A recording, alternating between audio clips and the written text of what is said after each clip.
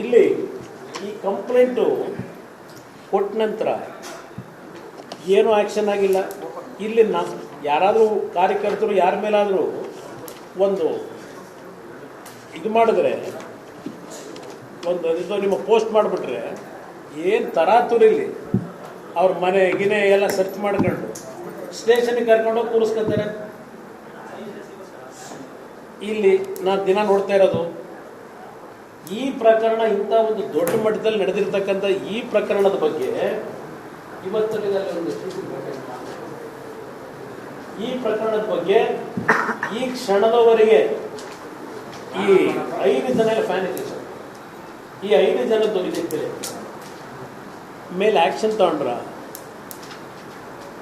ಇವತ್ತು ನಮ್ಮ ಹನುಮಂತರಾಯಪ್ಪ ಅಂತೇಳಿ CH ಹನುಮಂತರಾಯಪ್ಪ ಇಲ್ಲ ಒಂದು ಆರ್ಟಿಕಲ್ ಬರೆದಿದ್ದಾರೆ, ನೋಡಿದೆ ಬೆಳಗ್ಗೆ. ಸಂತ್ರಸ್ತೆಯರ ಸ್ಥಿತಿ ಮತ್ತು ವಿಕೃತ ಮನಸ್ಥಿತಿ, ಇದರಲ್ಲಿ ಹಲವಾರು ರೀತಿ ಕ್ಲಾಸ್ಗಳಾಕಿ ಏನೇನು ಈ ಪ್ರಕರಣ ಸರ್ವೋಚ್ಚ ನ್ಯಾಯಾಲಯ ತೀರ್ಪುಗಳು ಮಹಿಳೆಯರಿಗೆ ಮತ್ತು ಪ್ರತಿಯೊಬ್ಬ ವ್ಯಕ್ತಿಗೆ ಖಾಸಗಿ ಅವನ ಬದುಕಿನ ಬಗ್ಗೆ ಯಾವ ರೀತಿ ರಹಸ್ಯ ಇದನ್ನು ಹೊರಗಡೆ ತರಬಾರ್ದು ಅಂತಕ್ಕಂಥದ್ದು ಎಲ್ಲ ಪ್ರತಿಯೊಂದು ಎಲ್ಲ ಬರ್ಕೊಂಡು ಹೋಗಿದ್ದಾರೆ. ಇದೆಲ್ಲ ನಿಮ್ಮ ಮುಂದೆ ನಾನು ಹೇಳಲಿಕ್ಕೆ ಹೋಗೋದಿಲ್ಲ. ಇದು ಅವರು ಸೀನಿಯರ್ ಅಡ್ವೊಕೇಟು. ಇವತ್ತು ಈ ಸಮಾಜ ಎಲ್ಲಿಗೆ ಹೋಗ್ತಾಯಿದೆ, ಸರ್ಕಾರ ಇದನ್ನು ಎಲ್ಲಿಗೆ ತಗೊಂಡೋಗಿದ್ದಾರೆ, ಇದರಲ್ಲಿ ಇನ್ವಾಲ್ವ್ ಆಗಿರ್ತಕ್ಕಂಥವ್ರು ಎಲ್ಲಿಗೆ ತಗೊಂಡೋಗಿದ್ದಾರೆ, ಯಾವ ರೀತಿ ಇದ್ರ ಬಗ್ಗೆ ತನಿಖೆ ನಡೀತಿದೆ, ಇದೆಲ್ಲ ಮಾಡ್ಕೊಂಡಿದ್ದಾರೆ. ಇದು ಒಂದು ಭಾಗ. ಇಲ್ಲಿ ಬ್ರದರ್, ಈ ಚುನಾವಣೆಗಳು ನಡೀತಾ ಇತ್ತಲ್ಲ, ಚುನಾವಣೆ ನಡೆಯೋ ಟೈಮ್ನಲ್ಲಿ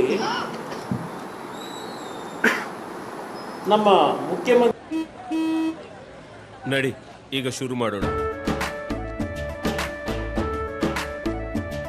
ಕೇಸರಿಯಿಂದ ಮನೋಲ್ಲಾಸ ಮನಸ್ಸು ಮತ್ತೇರಿ ಕುಣಿದಾಡಿದೆ ನೋಡು, ಮನಸ್ಸು ಮತ್ತೇರಿ ಕುಣಿದಾಡಿದೆ ನೋಡು. ಕ್ಷಣ ಕ್ಷಣವೂ ಆಚರಿಸಿ ಕೇಸರಿ ಹಬ್ಬ. ವಿಮಲ್ ಬಾಯಲ್ಲಿ ಹೇಳಿ ಕೇಸರಿ. ಮಂತ್ರಿಗಳು ಒಂದು 100 ಬಾರಿ ಹೇಳಿದ್ದಾರೆ.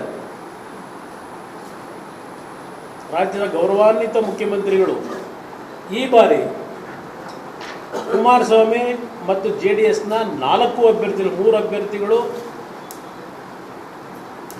ಇದರಲ್ಲಿ ಭೂಮಿ ಮೇಲೆ ಸೂರ್ಯ ಚಂದ್ರರು ಹುಟ್ಟೋದು ಎಷ್ಟು ಸತ್ಯವೋ ಕುಮಾರಸ್ವಾಮಿ ಗೆಲ್ಲಿಕ್ಕೆ ಸಾಧ್ಯ ಇಲ್ಲ, JDS ಪಕ್ಷ ಗೆಲ್ಲಿಕ್ಕೆ ಸಾಧ್ಯ ಇಲ್ಲ. HD ಕುಮಾರಸ್ವಾಮಿ ಸೋಲಿನ ಭಯದಿಂದ ಮಂಡ್ಯಕ್ಕೆ ಬಂದಿದ್ದಾರೆ, ಅವರಿಗೆ ಇಲ್ಲೂ ಸೋಲು ಖಚಿತ. ಮುಖ್ಯಮಂತ್ರಿಗಳು ಪದೇ ಪದೇ ಹೇಳಿದ್ದಾರೆ. ಇದು ಯಾವ ರೀತಿ ಪ್ರಾರಂಭ ಆಗಿದೆ ಅನ್ನೋದಕ್ಕೆ ಅಷ್ಟೊಂದು ಧೈರ್ಯವಾಗಿ ಅವ್ರು ಹೇಳಬೇಕಾದ್ರೆ, ಇದರೊಳಗೆ ಯಾರ್ಯಾರ ಪಾತ್ರ ಇದೆ, ಇದು ಪೆನ್ ಡ್ರೈವು, ಇದು ಸತ್ಯಾಂಶ ಹೊರಗೆ ಬರಬೇಕು. ಇಲ್ಲೂ ಖಚಿತವಾಗಿ ಸೋಲಿಸುವ ಮಂಡ್ಯ ಜಿಲ್ಲೆ ಜನತೆ ನಿರ್ಧರಿಸಿದ್ದಾರೆ, ಹೀಗಾಗಿ ಸೋಲು ಕಟ್ಟಿಟ್ಟ ಬುದ್ಧಿ ಅಂತ ಹೇಳಿ ಪಾಪ ನಮ್ಮ ಹಾಲಿ ಮುಖ್ಯಮಂತ್ರಿಗಳು ಹೇಳಿಕೆ ಕೊಟ್ಟಿದ್ದಾರೆ. ಮಿಸ್ಟರ್ ಕುಮಾರಸ್ವಾಮಿ, ನೀನು ಚುನಾವಣೆಯಲ್ಲಿ ಗೆಲ್ಲಲ್ಲ, ಏಕವಚನದಲ್ಲಿ ಹರಿಹಾಯ್ದ DKC. ಮಿಸ್ಟರ್ ಕುಮಾರಸ್ವಾಮಿ, ನೀನು ಚುನಾವಣೆಯಲ್ಲಿ ಗೆಲ್ಲಲ್ಲ. ರಾಜ್ಯದಂಥ ಮಹಿಳಾ ಹೋರಾಟಕ್ಕೆ DCM ಕರೆ, ಇದೆಲ್ಲ ನೋಡೋದಲ್ಲ. ಆಗ ಗೋ ಬ್ಯಾಕ್ ಕುಮಾರಸ್ವಾಮಿ ಅಂತ ಹೇಳಿ ಯಾವ ಪಾಪ ಹೆಣ್ಮಕ್ಳು ಗೊತ್ತಿಲ್ಲ ಇದನ್ನೆಲ್ಲ ಕರ್ಕೊಂಬಂದು ಸ್ಟ್ರೈಕು ನಡೀತು ನನ್ನ ಮೇಲೆ. ಅದು ಒಂದು ಭಾಗ ಇಟ್ಕೊಳ್ಳಿ. ಇಲ್ಲಿ ಇದೆಲ್ಲ ಪ್ರಕರಣ ಆದಮೇಲೆ ಈ 26ಕ್ಕೆ ಚುನಾವಣೆ ಆಯಿತು. 26 ಚುನಾವಣೆ ಆದವರಿಗೆ ಇಲ್ಲಿ 22ನೇ ತಾರೀಕು FIR ಕೊಟ್ಟರಲ್ಲ, FIR ಒಂದು ಕಂಪ್ಲೇಂಟು ನಮ್ಮ ಪೋಲಿಂಗ್ ಏಜೆಂಟು, ಇದ್ರ ಬಗ್ಗೆ ಯಾವ ತನಿಖೆ ಆಗಲಿಲ್ಲ, ಯಾರನ್ನೂ ಟಚ್ಚು ಮಾಡಲಿಲ್ಲ ಈ ಸರ್ಕಾರ. 25ನೇ ತಾರೀಕು ನಮ್ಮ ನಾಗಲಕ್ಷ್ಮಿ ಚೌಧರಿ ಅಧ್ಯಕ್ಷರು, ಕರ್ನಾಟಕ ರಾಜ್ಯ ಮಹಿಳಾ ಆಯೋಗ, ಇವರು ಮುಖ್ಯಮಂತ್ರಿಗಳಿಗೆ 25/4 ಒಂದು ಪತ್ರ ಬರೆದರು. ವಿಶೇಷ ತನಿಖಾ ತಂಡವನ್ನು ರಚನೆ ಮಾಡಿ ಅಂತೇಳಿ. ಅದರಲ್ಲಿ ಕಂಪ್ಲೇಂಟಲ್ಲಿ ಏನು ಹೇಳ್ತಾರೆ, ಅಮಾಯಕ ಹೆಣ್ಣು ಮಕ್ಕಳನ್ನು ಲೈಂಗಿಕ ಕ್ರಿಯೆಗೆ ಬಳಸಿಕೊಂಡು ಮೊಬೈಲ್ನಲ್ಲಿ ಖಾಸಗಿ ವಿಡಿಯೋವನ್ನು ಚಿತ್ರೀಕರಿಸಿಕೊಂಡು ಬ್ಲ್ಯಾಕ್ ಮೇಲ್ ಮಾಡುತ್ತಿರುವುದಾಗಿ ಸಮೂಹ ಮಾಧ್ಯಮದಲ್ಲಿ ಪ್ರಚಾರವಾಗುತ್ತಿದೆ. ಅಲ್ಲದೆ ಪ್ರಭಾವಿ ರಾಜಕಾರಣಿಗಳು ಅನೇಕ ಮಹಿಳೆಯರನ್ನು ಲೈಂಗಿಕವಾಗಿ ಪ್ರಭಾವಿ ರಾಜಕಾರಣಿಗಳು ಅಂದರೆ ಎಷ್ಟು ಜನ ಹೆಸರಿಲ್ಲ ಅಲ್ಲಿ. ರಾಜಕಾರಣಿಗಳು ಅಂತಕ್ಕಂಥದ್ದು ಒಬ್ಬರಿಂದ 100 ಜನ ಬೇಕಾದರೂ ಆಗ್ಬೋದಲ್ವ ರಾಜಕಾರಣಿಗಳು. ಇಡೀ ರಾಜ್ಯದಲ್ಲಿ ನಡೀತಾ ಇರತಕ್ಕಂಥದ್ದು ಹೇಳಿದ್ರು, ಬರೀ ಹಾಸನ ಜಿಲ್ಲೆ ಪೆಂಡ್ರೈವ್ ಬಗ್ಗೆ ಹೇಳಿದ್ರು. ಇದರಲ್ಲಿ ಆಮೇಲೆ ಸೆಕೆಂಡ್ ಪ್ಯಾರಾದಲ್ಲಿದೆ ಅದು.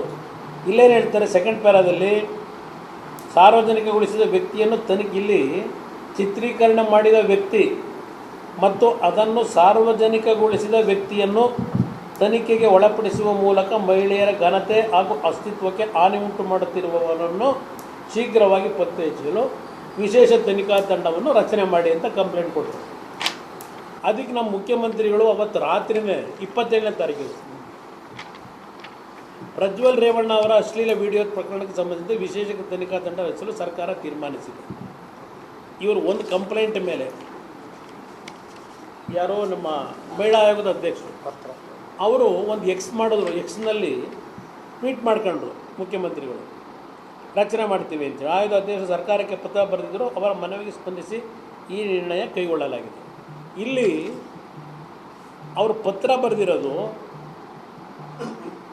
ಎಲ್ಲೂ ರೇವಣ್ಣ ಅವರ ಹೆಸರಿಲ್ಲ. ಸಾರಿ, ಪ್ರಜ್ವಲ್ ರೇವಣ್ಣದ್ದು ಇಲ್ಲ, ರೇವಣ್ಣಂದು ಇಲ್ಲ. ಮುಖ್ಯಮಂತ್ರಿಗಳು ಪ್ರಜ್ವಲ್ ರೇವಣ್ಣ ಅವರ ಅಶ್ಲೀಲ ವಿಡಿಯೋ ಅಂತ ಹೇಳಿ ಟ್ವೀಟ್ ಮಾಡ್ತಾರೆ. ಇಲ್ಲಿ ಕಂಪ್ಲೇಂಟ್ನಲ್ಲಿ ಆಯೋಗದ ಅಧ್ಯಕ್ಷರು ಪರ್ಟಿಕ್ಯುಲರ್ ಹೆಸರು ಯಾರ್ದು ಹಾಕಿಲ್ಲ, ಪ್ರಕರಣದ ಬಗ್ಗೆ ತನಿಖೆ ಮಾಡಿ ಅಂತ ಹೇಳೋದು. ಮುಖ್ಯಮಂತ್ರಿಗಳು ಲಾಯರು ಬೇರೆ ಅವರು. ಇದರಲ್ಲಿ ಟ್ವೀಟ್ನಲ್ಲಿ ಪ್ರಜ್ವಲ್ ರೇವಣ್ಣದ ಹೆಸರು, ನಾನು ಅದಕ್ಕೆ ತಕರಾರೇನಿಲ್ಲ, ನಾನು ಟೆಕ್ನಿಕಲ್ ಪಾಯಿಂಟ್ ರೈಸ್ ಮಾಡೋಕ್ಕೆ ಹೋಗಲ್ಲ.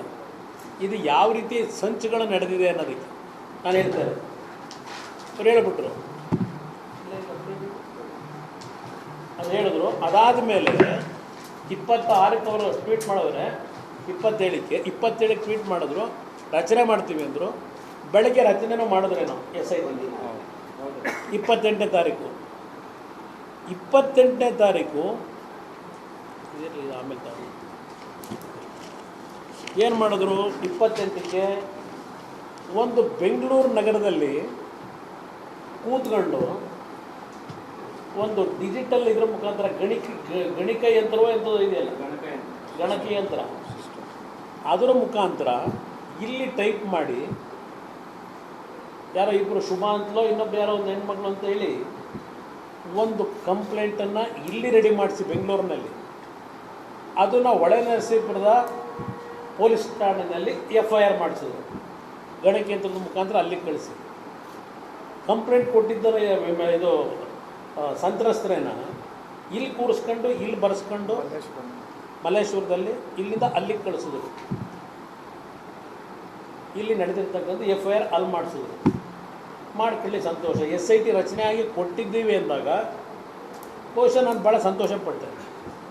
ಮುಖ್ಯಮಂತ್ರಿಗಳು ಇಷ್ಟೊಂದು ಸ್ಪೀಡಲ್ಲಿ ಈ ತನಿಖೆ ಆದೇಶ ಮಾಡಿ ರಾಜ್ಯದ ಗೌರವವನ್ನು ಯಾವ ಮಟ್ಟಕ್ಕೆ ಉಳಿಸ್ಲಿಕ್ಕೆ ತನಿಖೆಯನ್ನು ಮಾಡಲಿಕ್ಕೆ ಹೊರಟಿದ್ದಾರೆ ಅಂತೇಳಿ. ನಾನು SIT ಕೊಟ್ಟಾಗ ಬ್ರದರ್ಸ್, ಇದು